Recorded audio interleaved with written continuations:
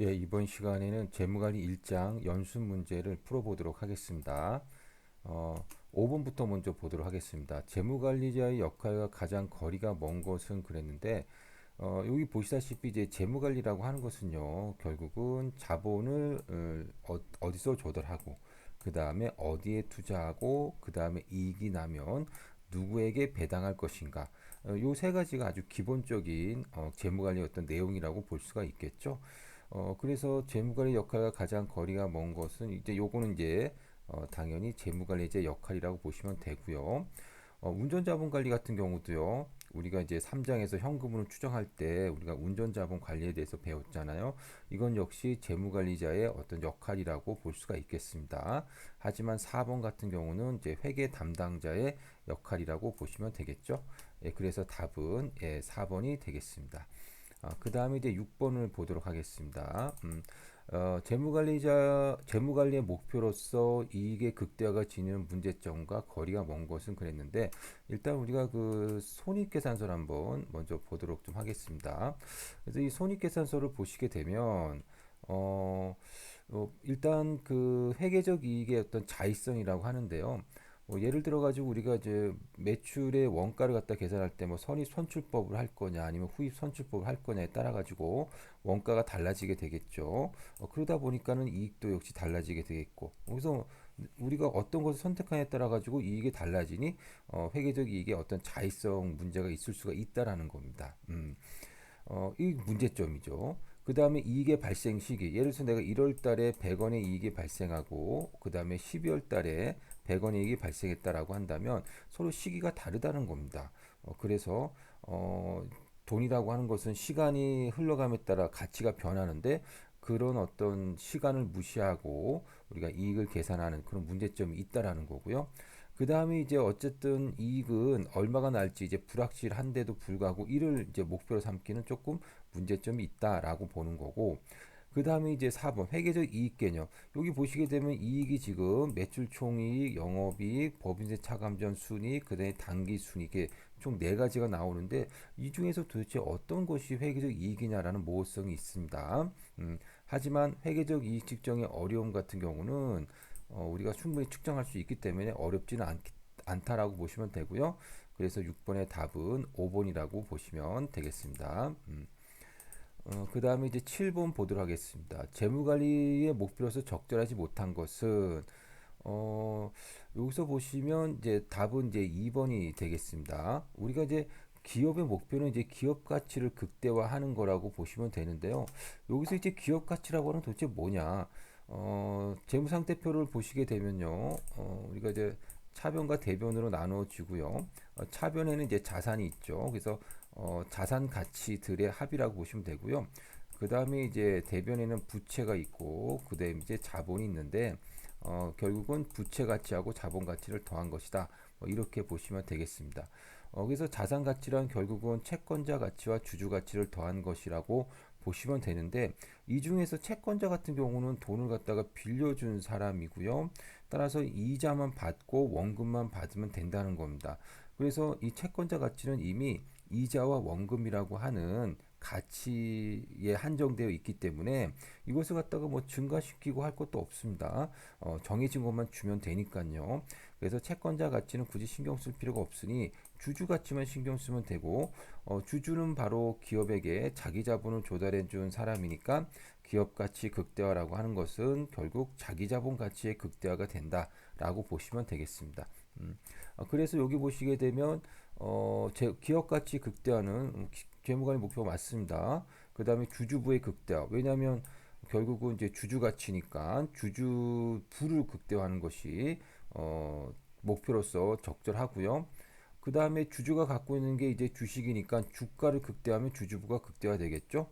그 다음에 순영가 극대화도 예, 맞는 이야기입니다. 순영가는 이제 시간 가치를 고려한 그런 어떤 그 수익의 어떤 개념이고, 기업 입장에서는 순수하게 증가된 어떤 자산 가치를 이야기하기 때문에 이것도 역시 맞는 이야기입니다. 하지만 매출이 극대화되었다고 해가지고 뭐 수익이 극대화되고 이익이 극대화되고 혹은 뭐 주가가 올라가고 그런 건 아니기 때문에 꼭 그런 건 아니기 때문에 2번은 목표로서 적절하지 못하다 이렇게 보실 수가 있겠습니다.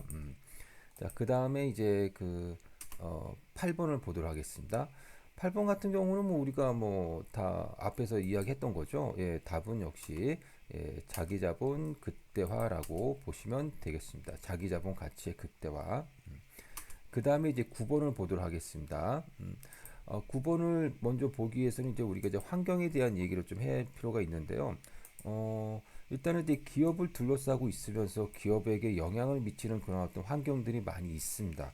그래서 여기 보시면 경쟁사, 그 다음에 금융기관, 노조, 그 다음에 주주, 지역사회, 그 다음에 고객, 뭐 이렇게 많이 있는데, 이들 이해관계자들의 어떤 이익을 그러니까 기업은 이런 이해관계자들에게 도움을 받고 성장을 했으니 이런 이해관계자들이 이익을 위해서 노력을 해야 된다라고 하는 것이 바로 이제 사회적 책임이라고 보시면 됩니다. 그런데 이제 우리가 이제 경제적인 어떤 책임이라고 하는 것은 기업에게 어차피 돈을 조달해 준 사람은 주주고 이 주주들의 이익을 위해서 기업은 일을 해야 된다라고 보는 게 바로 경제적 책임인데 결국 이게 바로 기업 가치 극대화라고 보시면 됩니다. 근데 결국 기업 가치 극대화하고 사회적 책임은 궁극적으로 일치한다라고 보시면 돼요. 왜냐면은 우리가 주주들의 이익을 극대화하기 위해서는 주가가 올라야 되는데 주가가 오르려면 고객들을 위해서 좋은 제품을 만들어야 되고요. 정부에게 세금을 잘 내야 되고요. 그 다음에 직원들에게는 어떤 교육도 잘 시키고 해야 되고 금융기관은 빚을 잘 갚아야 되고 경쟁 기업과는 선의의 경쟁을 해야만 주가가 오르지 않겠습니까? 그래서 결국은 사회적 책임을 다한다거나 혹은 기업 가치를 극대화한다거나 하는 것은요 궁극적으로는 일치하는 개념이다. 뭐 이렇게 보실 수가 있겠습니다. 그래서 답은 5번이 되겠습니다. 그 다음 이제 10번을 보도록 하겠습니다. 주주와 경영자 사이에 발생할 수 있는 갈등, 즉 대리 문제인데요. 이 대리 문제라고 하는 것은요, 주주와 경영자 간에 이해가 다르기 때문에 문제가 발생하는 거라고 보실 수가 있습니다. 그래서 이것을 갖다가 이제 회피하기 위해서는 우리가 여러 가지 어떤 제도를 갖다가 두고 있는데 그 중에 하나가 바로 스탁 옵션입니다. 그래서 경영자들이 주주들을 위해서 막 일을 하지 않고 자신들의 개인적인 어떤 이익을 위해서 일을 할 수도 있기 때문에 경영자들 보고 주가를 올려라. 즉 주주들을 위한 경영을 해라. 주가를 올리면은 너에게 어떤 일정한 어떤 보상을 주겠다라는 거죠. 이런 게 스탁 옵션이고요. 그다음에 성과주 같은 경우도 성과에 따라 그 보상으로 경영자에게 지급되는 주식이라고 볼 수가 있습니다. 그래서 성과를 많이 내면 이제 경영자들에게도 좋은 거니까는 열심히 주주를 위해서 열심히 일을 하겠죠. 그럼 대리 문제가 완화될 겁니다. 그 다음에 이제 만약에 경영자가 제대로 일을 못 해가지고 기업 가치가 떨어지고 그리고 이제 주가가 떨어지게 되면 다른 기업에게 인수될 가능성이 있습니다. 그러면 기업이 인수가 된다면은 경영자들도 이제 자리를 잃게 되는 거겠죠. 그래서 기업 인수도 역시 대리 문제를 완화시킬 수 있는 제도적 장치라고 볼 수가 있고 인력 시장의 경쟁이라고 하는 것은요. 예를 들어서 주주들의 어떤 가치를 증가시킨 그런 어떤 경영자는 승진을 하거나 보상을 받을 수가 있겠지만 주주들의 가치를 달성하지 못한 경영자는 교체가 될 수밖에 없습니다. 뭐 이런 게 바로 또 사람들 간의 어떤 경쟁이라고 볼 수가 있습니다. 그래서 이제 그런 문제가 있다면 경영자들은 열심히 주주들을 위해서 일을 할 것이고 대리 문제를 완화시킬 수 있을 겁니다. 그래서 2번, 3번, 4번, 5번은 대리 문제를 완화시킬 수 있는 제도적 장치라고 볼 수 있겠지만 1번 같은 경우는 주주들의 직접 경영 참가 이거는 현실적으로 어렵습니다. 주주들은 굉장히 많이 있고 그다음에 소액 주주들도 많이 있기 때문에 이들이 다 직접 경영에 참가한다는 것은 이제 있을 수도 없고 참가해도 효율적이지도 못하다 이렇게 볼 수가 있겠습니다. 그래서 답은 1번이 되겠습니다. 자, 이렇게 해서 우리가 1장에 대한 문제를 같이 한번 풀어봤습니다. 여러분 수고하셨습니다.